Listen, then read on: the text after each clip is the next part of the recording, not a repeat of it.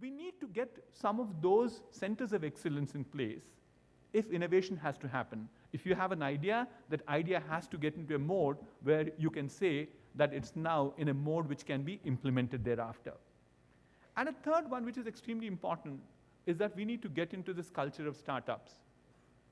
Because it is an opportunity. It's an opportunity which has not been there in the past. Technology provides you those opportunities. The ecosystem provides. There's a demand for a product. Product's not available. Technology says, I'm here to help you. So it's basically ability for people to take those risks and make sure that they become a part of an entrepreneurial ecosystem will make the difference in terms of how we can innovate in this country. And finally, we definitely we require more amount of intellectual property. Today, the type of protection that we have on intellectual property is very limited, but as a nation, we need to build that.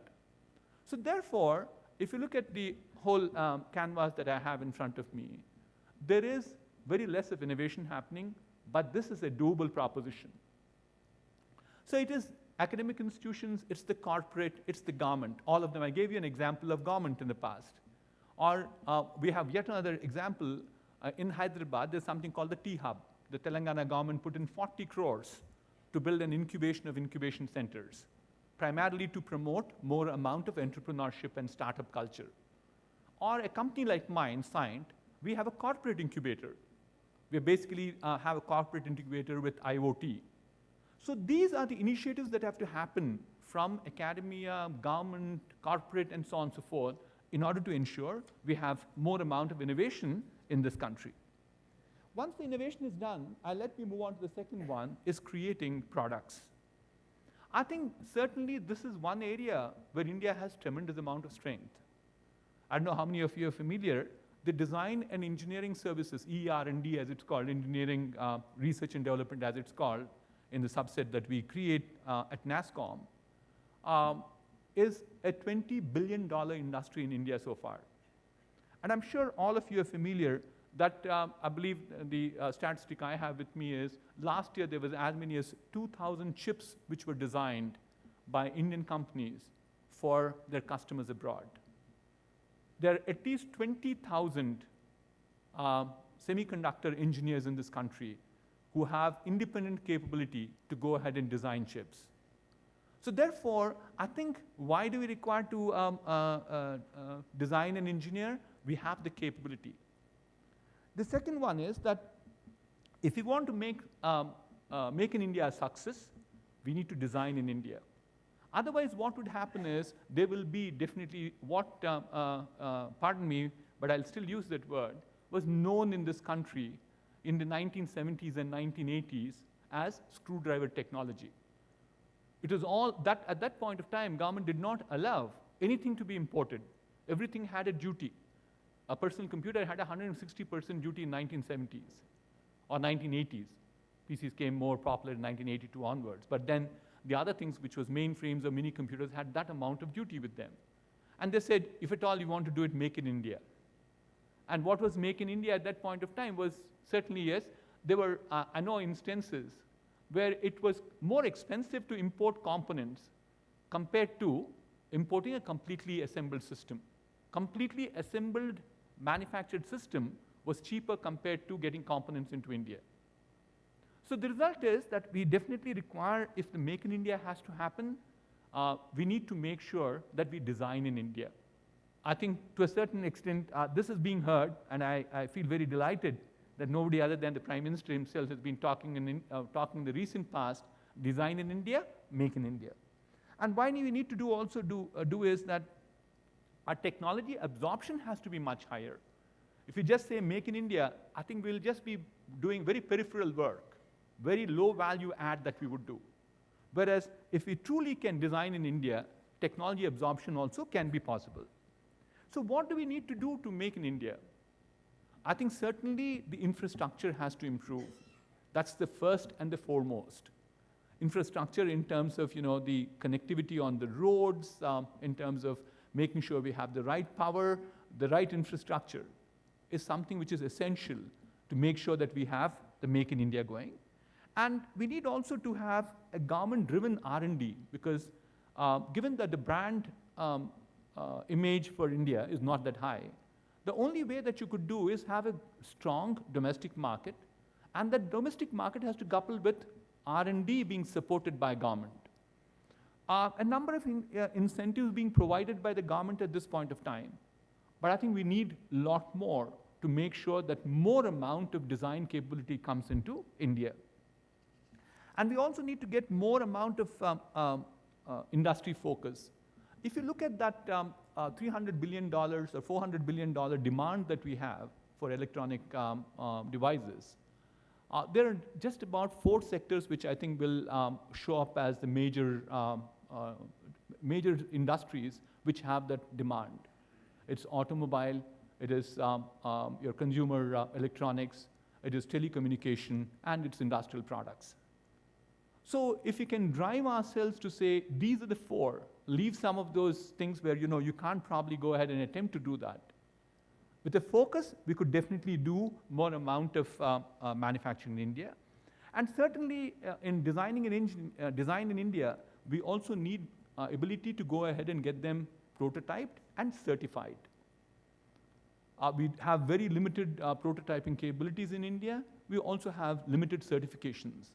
We should start now thinking about having our own certification agencies, making sure those prototypes could be done.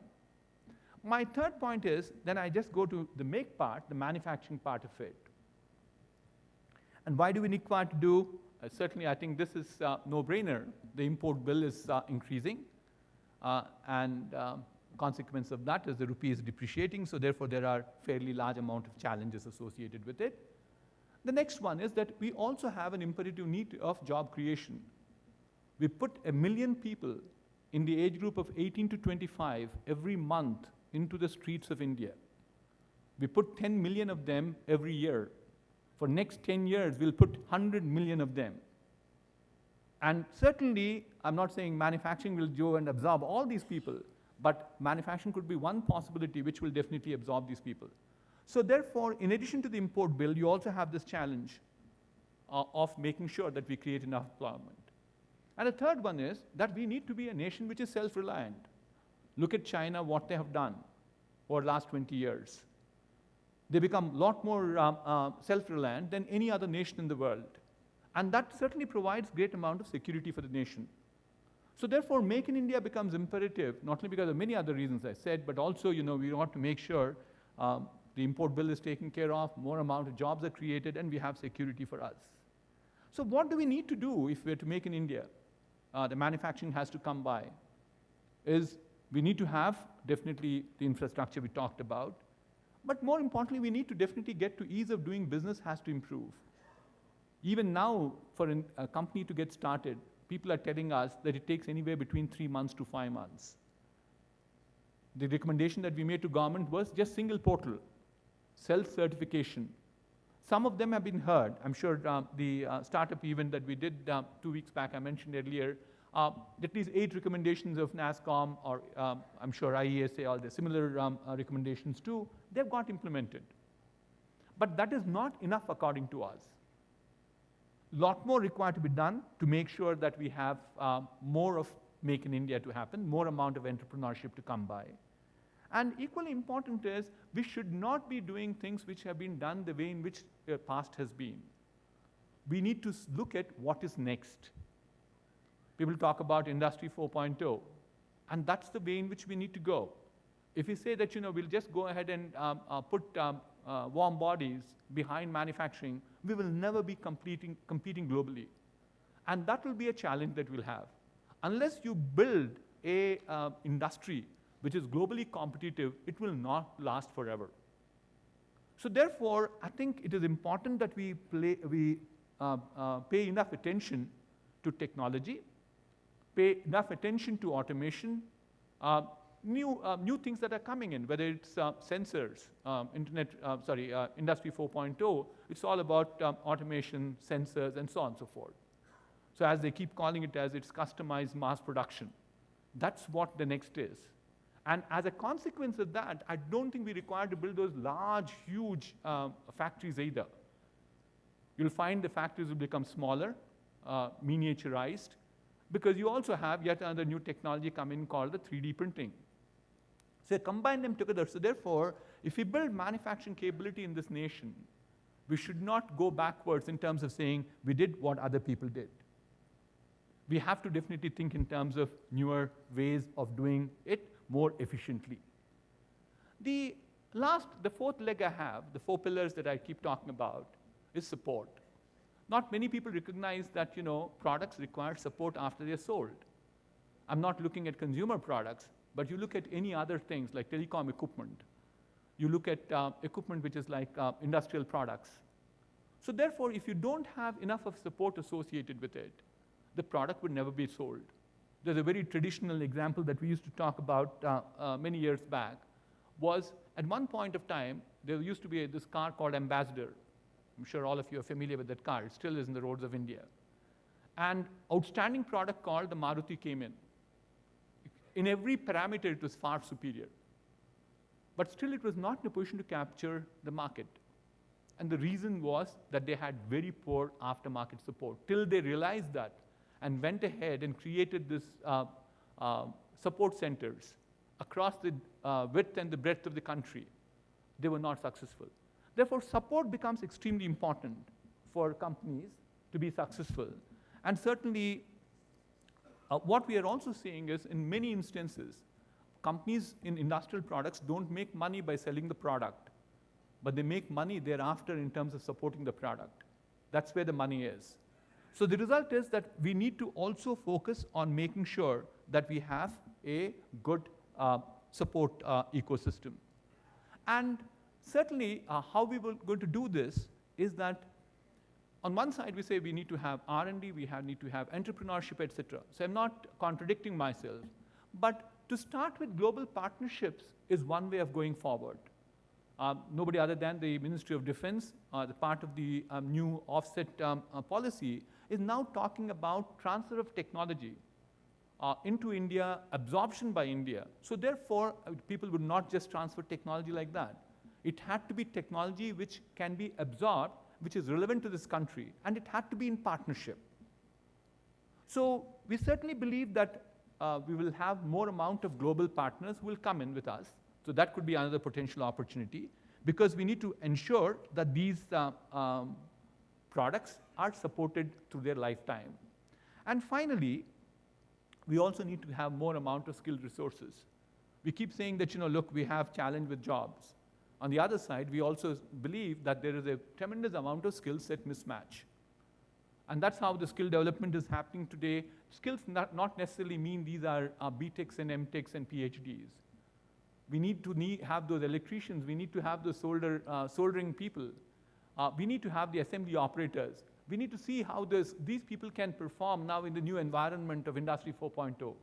So those skills are very important. So therefore, if you look at the new industry that we need to build, the new ESDM industry that we build, we certainly require to have these 4 attributes. You need to innovate, you need to design, you need to make, and you need to support. Well, please don't mistake me, but I need to bring my company into perspective. I run this company called Cyient as I'm the founder, the executive chairman. We strongly believe in this. Where were we, say, 24 months to 36 months back? We were purely a company which did design and engineering. That was the second block. What are we doing today in the last 24 months to 36 months? We now plugged other 3 blocks. We have an innovation center. We are investing quite a bit of money on new technologies.